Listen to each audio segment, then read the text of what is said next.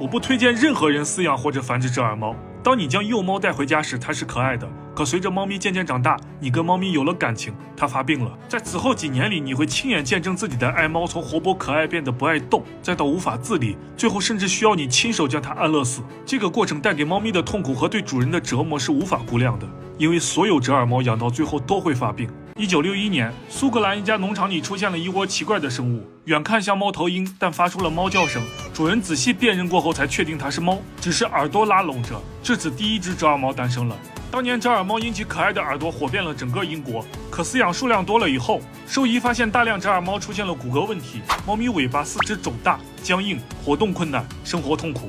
1970年，英国遗传学家奥利芬特·杰克逊一则研究将折耳猫拉下神坛。他明确指出，折耳猫弯折的耳朵，其背后关联的是骨软骨发育不良。也就是说，只要猫的耳朵是折耳，那么它一定会出现骨软骨发育不良问题。但如果猫咪的耳朵是立耳，骨软骨发育不良几率会被大大降低。同年，折耳猫在英国被禁止繁殖。有人说纯种的折耳猫不会发病。